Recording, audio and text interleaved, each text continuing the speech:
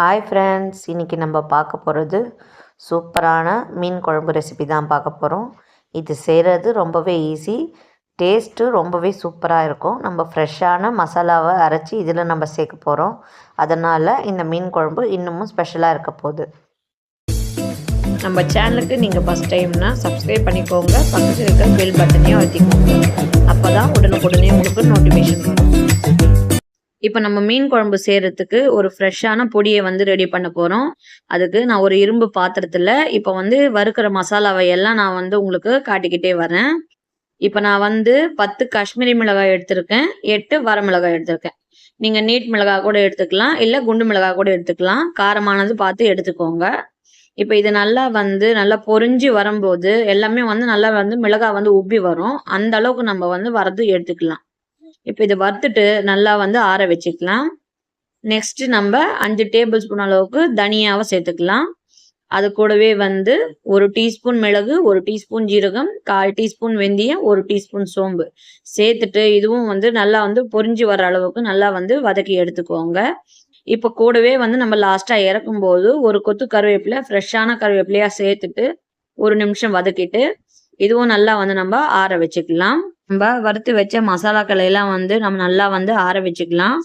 இப்போ நான் ஒரு 1/2 மணி நேரத்துக்கு முன்னாடி பெரிய நெல்லிக்காய் சைஸ் அளவுக்கு புளியை வந்து சுடு தண்ணியில் போட்டு நல்லா வந்து ஊற வச்சிருக்கேன். இப்போ 1/2 கப் அளவுக்கு தண்ணி சேர்த்து நல்லா வந்து திக்காக வந்து கரைச்சி எடுத்துக்கலாம். இப்போ நம்ம அரைச்ச மசாலாவை ஒரு மிக்சி ஜாரில் சேர்த்துட்டு நல்லா வந்து ஃபைனாக வந்து பொடி பண்ணி எடுத்துக்கலாம். இப்போ நம்ம ஃப்ரெஷ்ஷான பொடியை வந்து அரைச்சிட்டு எடுத்துட்டு வந்துட்டோம். இப்போ இதுலேருந்து ஒரு 2 டேபிள் ஸ்பூன் அளவுக்கு வேற ஒரு தட்டில் வந்து மாற்றிக்கோங்க. இப்போ புளி கரைசல் நம்மளுடைய மசாலாவெல்லாம் வந்து ரெடியாக இருக்குது. இப்போ நம்ம வந்து குழம்பு தாளிக்க ஸ்டார்ட் பண்ணிடலாம். இன்னைக்கு நான் குழம்பு செய்கிறதுக்கு ஒரு அடிகனமான குக்கர் தான் எடுத்திருக்கேன். நீங்கள் வந்து பேன் எடுத்துக்கலாம், இல்லை மண்சட்டியில் கூட வந்து செய்யலாம். இதில் நான் 2 குழிக்கரண்டி அளவுக்கு எண்ணெய் சேர்த்துக்கிறேன். உங்களுக்கு வேணும்னா நீங்கள் பாதி நல்லெண்ணெய், பாதி ரீஃபைண்ட் ஆயில் கூட சேர்த்துக்கலாம். இப்போ எண்ணெய் நல்லா சூடான உடனே 1/2 டேபிள் ஸ்பூன் அளவுக்கு கடுகு சேர்த்துக்கலாம். கடுகு நல்லா பொரிஞ்ச உடனே 1/4 டீஸ்பூன் வெந்தயம், 1/4 டீஸ்பூன் ஜீரகத்தை சேர்த்துக்கோங்க. வெந்தயம் ஜீரகம் கொஞ்சம் பொரியணும். வெந்தயம் ஜீரகம் நல்லா பொரிஞ்ச உடனே நான் 8 மீடியம் சைஸ் வெங்காயத்தை இந்த மாதிரி நீள் வாக்கில் வந்து கட் பண்ணி எடுத்திருக்கேன். இது இப்போ சேர்த்துட்டு நம்ம ஒரு 5 நிமிஷத்துக்கு இந்த வெங்காயம் நல்லா வந்து சாஃப்டாக வேகணும். அது வரைக்கும் நம்ம வந்து வதக்கி எடுத்துக்கலாம். இப்போ வெங்காயம் நல்லா வந்து சாஃப்டாக வந்து வெந்திருக்கு. இப்போ 1 டீஸ்பூன் ஃப்ரெஷ்ஷான இஞ்சி பூண்டு சேர்த்துக்கோங்க. இஞ்சி பூண்டு நல்லா பச்சை வாசனை போகணும், அது வரைக்கும் நம்ம வதக்கி விட்டுக்கலாம். இப்போ இஞ்சி பூண்டு நல்லா பச்சை வாசனை போயாச்சு, வெங்காயமும் நல்லா வெந்து வந்திருக்கு. இப்போ நான் வந்து ஒரு தக்காளியை வந்து கட் பண்ணி வந்து சேர்த்துக்கிறேன்.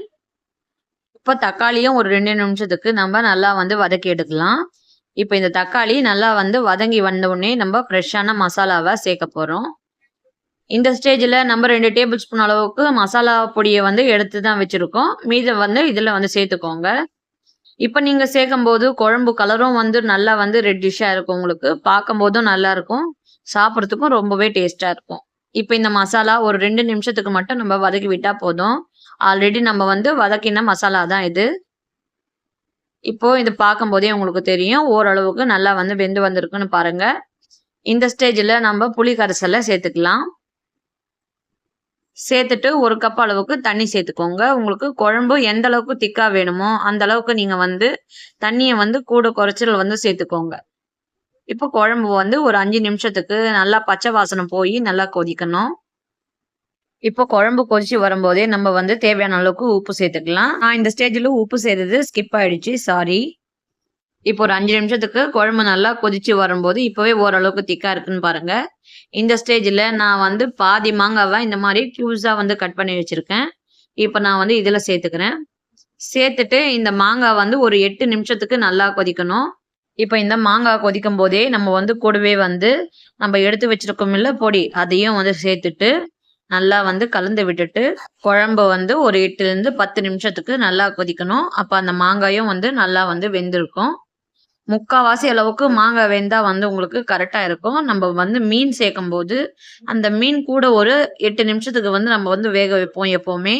அப்போ வந்து இந்த மாங்காவும் கரெக்டாக வெந்திருக்கும், நம்ம போட்ட மீனும் வந்து கரெக்டாக வந்து வெந்து நம்மளுக்கு ரெண்டுமே வந்து பேலன்ஸ்டாக வந்து வெந்திருக்கும். இப்போ ஒரு 8 நிமிஷத்துக்கு இதை வந்து நம்ம நல்லா வந்து கொதிக்க வச்சு எடுத்துக்கலாம். இந்த ஸ்டேஜில் மாங்காயும் வந்து நல்லா வந்து வெந்திருக்கு. இப்போ நம்ம வந்து மீன் சேர்த்துக்கலாம். நான் இன்னைக்கு பாறைன்ற மீன் வந்து சேர்த்துருக்கேன். நீங்கள் எந்த வகையான மீன் வேணாலும் சேர்த்துக்கலாம். வஞ்சர மீன்லேயும் சேர்க்கலாம். நம்மளுக்கு குழம்பு எந்த மீனில் செய்வோமோ எல்லா மீன்லேயுமே வந்து இந்த குழம்பு வந்து இதே மெத்தட்லேயே வந்து செய்யலாம். ரொம்பவே டேஸ்ட்டாக இருக்கும்.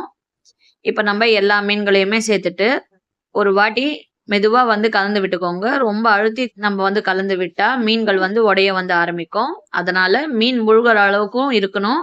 கரெக்டா வந்து வெந்தும் வரணும். அந்த அளவுக்கு நம்ம வந்து லைட்டா வந்து எடுத்து இந்த மாதிரி விட்டுட்டு ஒரு 8 நிமிஷத்துக்கு நல்லா வந்து வேக வச்சுக்கலாம். நீங்க ஒரு 5 நிமிஷம் வேக வச்சாலும் போதும். சூட்லயே வந்து நல்லா வந்து வெந்து வந்துரும். அதுக்காக ஒரு 5 நிமிஷத்துக்கு மட்டும் நம்ம வந்து வேக வச்சுக்கலாம்.